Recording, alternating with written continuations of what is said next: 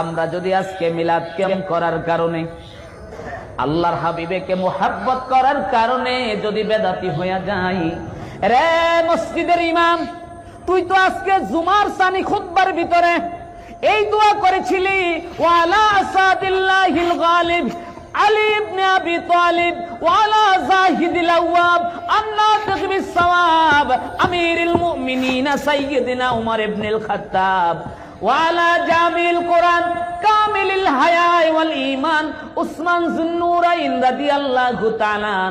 আজকেও তো জুমার খুতবায় পড়লি, আমি জিজ্ঞাসা করি নবীর কোন সাহাবী, কোন তাবি, কোন তাবে তাবি খুতবার ভিতরে এইভাবে সাহাবীদের নাম নিয়ে দোয়া করেছে?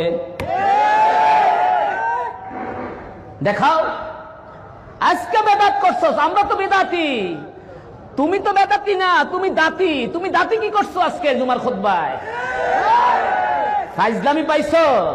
কতজনকে বেদাতি বলবা মিলাদ কিয়ামের মাসালা নিয়া? কতজনকে বেদাতি বলবা? লজ্জা লাগে না? তোমরা এক সময় শবে বরাতকে না জায়েজ বলছো, এখন তোমরা শবে বরাতকে জায়েজ বলো। লজ্জা লাগে না? তোমরা এক সময় হায়াতুন নবীকে মানো না, এখন তোমরা হায়াতুন নবী মানো। তোমরা এক সময় আহলে সুন্নাতুল জামাতকে সিন্নি বলছো, এখন নিজেদের নামে লেখো আহলে সুন্নাতুল জামাত পরিষদ। লজ্জা করে না? তোমরা এক সময় বলেছ আসসালাতু ওয়াসসালামু আলাইকা ইয়া রাসূলুল্লাহ বলা শিরক, আর এখন তোমরা বলো আসসালাতু ওয়াসসালামু আলাইকা ইয়া রাসূলুল্লাহ বললে আমাদেরকে ফতোয়া দেয় শিরক। এখন তোমরা আসসালাতু ওয়াসসালামু আলাইকা ইয়া রাসূলুল্লাহর পক্ষে। আমার কাছে সব রেকর্ড আছে, প্রত্যেকটা কথার রেকর্ড আছে।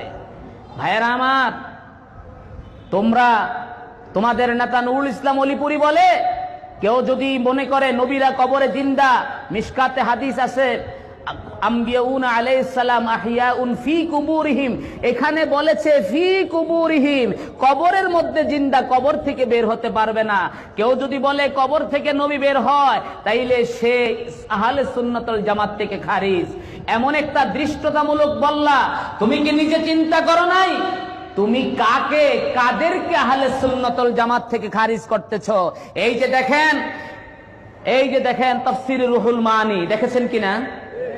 দেখেছেন? এই তাফসীরে রুহুল মানি ইমাম শিহাবুদ্দিন আলুসি আল বাগদাদি কওমি মাদ্রাসায় উসুলে তাফসীর পড়ানো হয়, মুফতি আমিমুল ইহসান বরকাতির, ওনার উসুলে তাফসীরে লেখা আছে 5টা জগৎ বিখ্যাত তাফসীর, তন্মধ্যে দ্বিতীয় নম্বর তাফসীরটা হচ্ছে তাফসীর রুহুল মানি। আবারও বলি, তাফসীর রুহুল বায়ান বলি নাই।